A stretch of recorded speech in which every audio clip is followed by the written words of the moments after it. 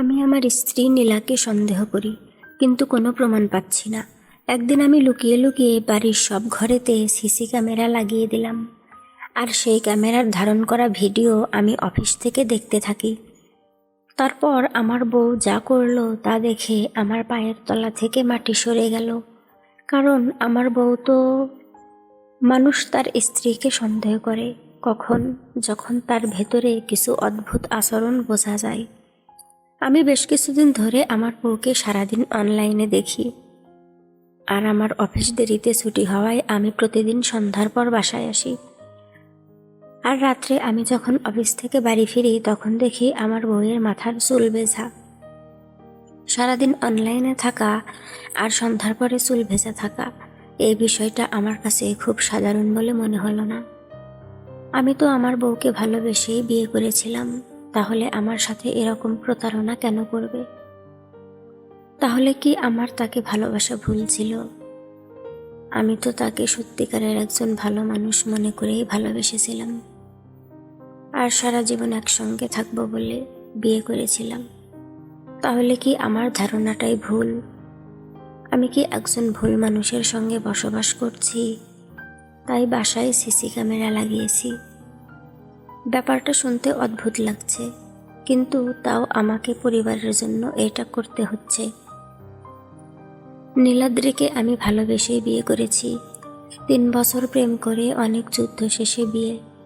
কিন্তু আমি সংসারের জন্য দিনরাত কাজ করতে করতে আর বড় ছেলেটা আর ছোট মেয়েটা হওয়ার পর ভালোবাসা বলতে ফেসবুকে ছবি আপলোড করে ভালোবাসি বলাতেই আটকে রইল। নীলাকে এখন আমি চিনতে পারি না। কি খিটখিটে আর ঝগড়াটে হয়েছে, কথায় কথায় খোঁটা দিয়ে কথা বলা, সারাক্ষণ রাগ যেন নাকের উপর। প্রায় দেখি সন্ধ্যা অবধি চুল ভেজা। জিজ্ঞেস করলে বলে কাজ করতে দেরিতে স্নান। কি এমন কাজ ঘরে? মা বাবা আর 2টা বাচ্চা। ভাব এমন যেন মায়েদের মতো 15-20 জনের কাজ করছে। কোনো কাজ ঠিক মতো করে না, একটা জিনিস পাওয়া যায় না। মাঝে মধ্যে শার্ট অবধি আয়রন করা পাওয়া যায় না। রান্না কোনোদিন ঝাল তো কোনোদিন লবণ নেই। শুধু তাকে সারাদিন অনলাইন দেখা যায়। জিজ্ঞেস করলে বলে একবার হয়তো ঢুকেছিলাম গো, আর অফ করা হয়নি, তাই আমার সন্দেহ লাগে। তাই কাল চুপি চুপি সারা ঘরে ক্যামেরা লাগিয়েছি, অফিস থেকে বসে দেখব। আমি মনিটর অন করলাম, ফাইলগুলো নিয়ে চোখ বোলাচ্ছি। নীলা এখন রান্নাঘরে সকালে নাস্তার পরে থালা বাসনগুলো পরিষ্কার করছে। ফাইল থেকে চোখ তোলাতেই দেখি নীলা বেডরুমে বিছানা গুছিয়ে রাখছে সব রুমের। অনিন্দ স্কুলে গিয়েছে। 2 বছরের মেয়ে টিয়া তখনও ঘুম। টিয়ার জন্য চুলায় খাবার বসিয়ে রুটি সবজি নিয়ে বসলো। আমরা তো অনেক আগে করেছি। নীলা এখন নাস্তা করছে, সাথে মোবাইল নিয়ে অনলাইন ঢুকলো। আমি এবার নড়ে চড়ে বসলাম। এইবার বুঝি ধরা খেলো বাঁচাদন। রুটি কিছুটা মুখে দেওয়ার সাথে সাথে টিয়া উঠে গেল। টিয়ার কাছে গিয়ে ওকে অনেকক্ষণ আদর করে ঘুম থেকে তুলে নিল। টিভির সামনে বসিয়ে দিল একবার। ওর খাবারটা খাচ্ছে, আবার রান্নাঘরে টিয়ার খাবারটা রেডি করছে।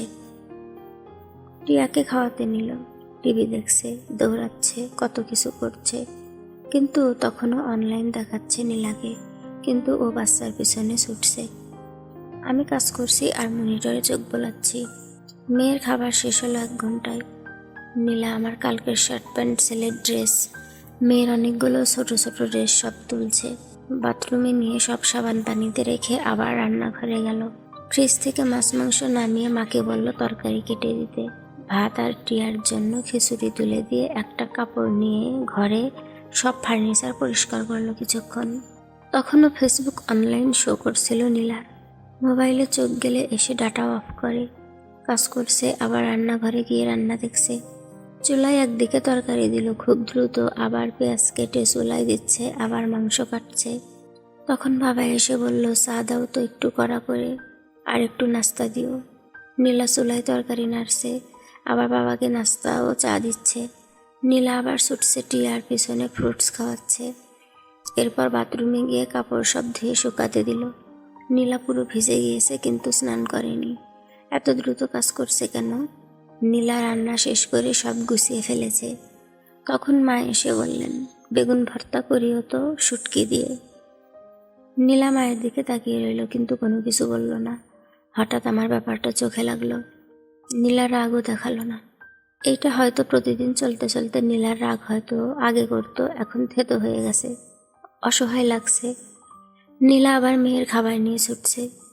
কি দুষ্টুমি, যখন খাচ্ছে না তখন একটা থাপ্পড় দিল। তখন মা এসে নীলাকে উল্টা বকা দিয়ে টিয়াকে নিয়ে গেল। খাবার রয়ে গেল। নীলা একটু বিশ্রামের জন্য চা হাতে নিয়ে মুখে তুলল। এমন সময় টিয়া আবার কান্না শুরু করে দিল। এবার ওকে ঘুম পাড়িয়ে যখন চায়ের দিকে চোখ ফেলল, ততক্ষণে চাটা ঠান্ডা হয়ে গেল। নীলা চুলায় বেগুন আর শুটকি দিয়ে খানিকক্ষণ এদিক সেদিক তাকিয়ে ঘর ঝাড়ু দিচ্ছে। তখন অনিন্দকে স্কুল থেকে নিয়ে এলো বাবা। অনিন্দ এসে শুরু করলো দুষ্টুমি। নীলা অনিন্দ আর টিয়াকে স্নান করাতে নিল। দেখে মনে হলো যেন যুদ্ধ করছে ওদের সাথে।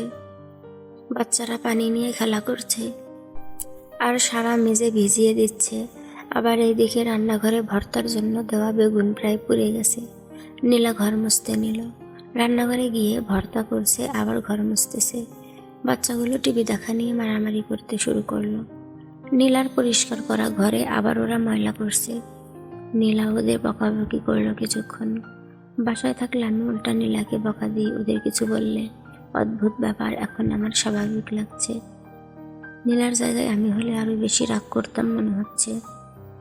নীলা ঘর মুছে বাথরুমগুলো পরিষ্কার করছে। তখন প্রায় 2টা। বাবা ভাত চেয়ে যাচ্ছে, মা কিন্তু টিভি দেখছে। তখন নীলাকে ক্লান্ত লাগছে। নীলা 1 গ্লাস পানি খেয়ে আবার রান্নাঘরে গিয়ে ভাত তরকারি সব এনে টেবিলে রাখলো। বাচ্চাদের জন্য খাবার নিচ্ছে। বাবা চিৎকার করছে, ভাত দিছো তো পানি কে দিবে? গলায় ভাত লাগিয়ে মারতে চাও নাকি? আগে পানি দিবে। নীলা আবার দৌড়ে এসে ফিল্টার থেকে পানি নিয়ে দিল। এটা তো বাবাও করতে পারতেন। আমার আবার কেমন যেন লাগছে বুকে। আমি কি করি, ওকে অযথা সন্দেহ করে অনেকদিন তার সাথে খারাপ ব্যবহার করেছি। এই কাজটা ঠিক করিনি। নীলা টিয়াকে খাওয়াচ্ছে। অনিন্দকে বাবা মায়ের সাথে খেতে দিলেও ও খাচ্ছে না। নীলা টিয়াকে চেপে ধরে কোনো মতে কার্টুন দেখিয়ে খাওয়াচ্ছে। আবার অনিন্দকে খাটের উপর থেকে ব্যালকনি থেকে ধরে এনে পিঠে একটা দিয়ে ভাত খাওয়াচ্ছে। বাচ্চারা যখন খাচ্ছে না, নীলা অসহায় ভঙ্গিতে তাকিয়ে আছে, কারো দিকেই না। কিন্তু নীলা বিরক্ত, রাগেও না, কেমন যেন একটা চাহনিতে চেয়ে আছে ওদের দিকে। নীলা এখনো কিছু খায়নি, তাও বাচ্চাদের পিছনে ছুটছে। তখন মা বাবা নীলাকে আবার বকাবকি করছে। মাছে ঝাল বেশি হয়েছে, ভাত আর একটু ফোটাতে পারো না, শক্ত থেকে যায় কেন? বেগুন ভর্তায় তো লবণের সিটি ফোটা দাও নাই। সারাদিন কোনো কাজ নাই, টিভি দেখো, মোবাইল চালাও, আর 2টা রান্না আর কি।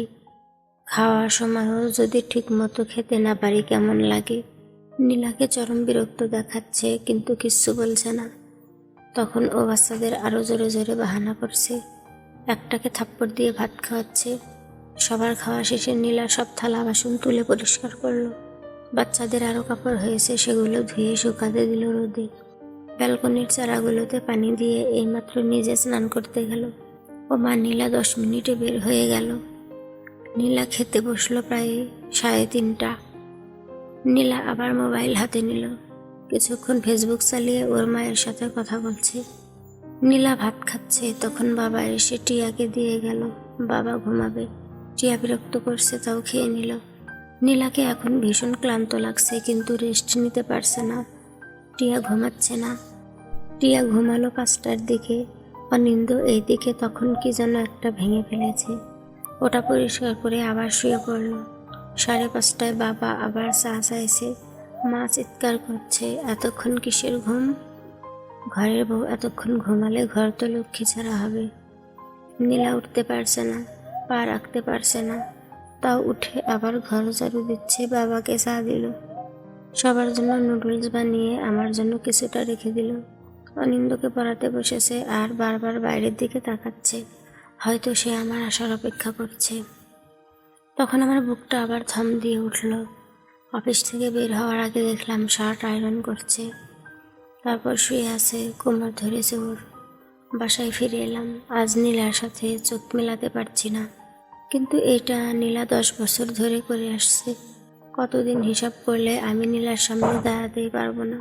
পরের দিনও সেম রুটিন নীলার, কোনোদিন আরও বেশি। এভাবে 3-4 দিন দেখার পর নিজেকে ভীষণ অপরাধী লাগছে। কত আদরের মেয়ে ছিল নীলা।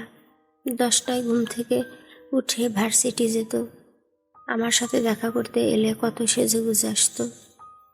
অনেক লম্বা চুল ছিল তার, কত যত্ন করতো নিজের। আর এখন আমার ঘর, আমার সন্তানদের জন্য তো কোনো শখর নেই এখন। আর আমি তো ওকে এখন ভালোবাসতেই ভুলে গেছি। তখন আমার কলিগ শফিক সাহেব এলো। ওনাকে বললাম, শফিক ভাই, আপনার মিসেস তো জব করে, ঘরের কাজ বাচ্চা আপনার মা বাবাকে দেখে। আমার মিসেস অনেক করে ভাই, সকালে উঠে রান্নাটা করে আসে। 2টা কাজের মেয়ে আছে, একটা বাচ্চা দেখে আর একটা ছোটা কাজ করে। মা বাবা অসুখ বিসুখ হলে ঝামেলায় পড়ি, নার্স আনতে হয়। বাচ্চাটা সবে স্কুলে দিয়েছি, তার জন্য টিচার আছে। বেতন কেমন তাদের? ওরে বাবা, সেটা বলিয়েন না ভাই। ছোটা বুয়ার বেতন 2000 টাকা, পার্মানেন্টটা 5000 টাকা, টিচার 3000 টাকা, নার্স আনলে তো ডেইলি 1200 টাকা। তবে আমরা ছুটির দিনে প্রায় ঘুরতে যাই। মিসেস সারা উইকেন্ডে কাজ করে রিল্যাক্স চাই, সেটাও একটা খরচ। তারপর ভাই, মেয়েদের ধন্যবাদ দিতেই হয়। আমার নিজেকে এখন অপদার্থ মনে হচ্ছে। টাকা দিয়ে কাজ করানো কাজের মেয়েকেও ধন্যবাদ দেওয়া যায়, কিন্তু সব কিছু বিসর্জন দিয়ে সে এত বছর ধরে আমার সংসার বিনা বেতনেই কাজ করে যাচ্ছে। তাকে কখনো কি আমি ধন্যবাদ দিয়েছি একবার? এখন আমি টুকটাক কাজ করে দিই নীলাকে, নিজের কাপড় নিজে ধুয়ে ফেলি। নীলাকে বলি, আগে তো কত সেজে থাকতে, যত্ন করতে, এখন করো না কেন? আগে তো দেখার মানুষ ছিল, এখন আছে নাকি?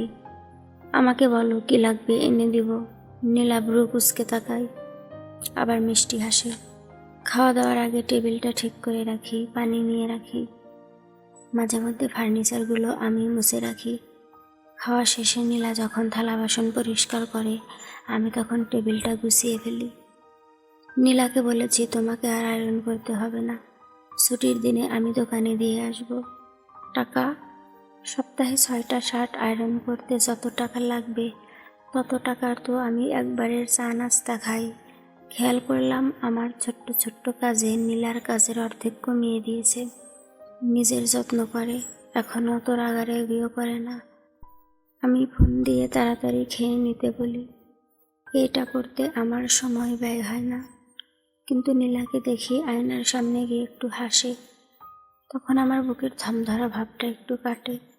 কেন ক্যামেরা লাগিয়েছিলাম এটা এখন নিজেই ভুলে গেছি। এত কিছুর মধ্যে আমি নীলাকে কত সময় দিয়েছি। যা সন্দেহ করেছি তা যদি ঠিকও হতো, দোষটা কি আমার হতো না? আরেক ছুটির দিনে সব ক্যামেরা খুলে ফেলি, নীলাকে সব বলি। নীলা বলে, কি পেলে? তো তোমাকে খুঁজে পেলাম আবার। আমার ঘরের বউ আর বাচ্চার মা নয়, নীলা হিসেবে তোমায় পেলাম। ধন্যবাদ তোমাকে নীলা। কেন? এই যে এত কিছু করো আমাদের সংসারের জন্য, ধন্যবাদ তোমাকে আকাশ। আমার মতো হাজারো নীলা তো প্রতিটি ঘরেই আছে, যারা সবটা দিয়েই সামান্য ধন্যবাদ আশা রাখে না। কিন্তু তোমার মতো দেরিতে হলেও প্রয়োজনে সেটা বুঝতে পারে, বলো তো। তাও তোমাকে ধন্যবাদ হিসেবে জামদানি দিব ভাবছিলাম। তাহলে লাগবে না মনে হয়? হি হি হি। ও মা, কেন লাগবে না? আর আমি তোমাকে ধন্যবাদ হিসেবে তিতা করলার রস খাওয়াবো কাল থেকে। তোমার পেট বেড়ে যাচ্ছে। এ মা, না না না। নীলা তখন উচ্চস্বরে হেসে উঠল, ঠিক সেই আগের প্রেমিকার রূপে। ও তো প্রেমিকায় রয়ে গেছে, শুধু আমি প্রেমিক হতে ভুলে গেছিলাম। বন্ধুরা, আমাদের এই গল্পটি যদি ভালো লেগে থাকে, লাইক, কমেন্ট, শেয়ার ও সাবস্ক্রাইব করে আমাদের পাশেই থাকবেন।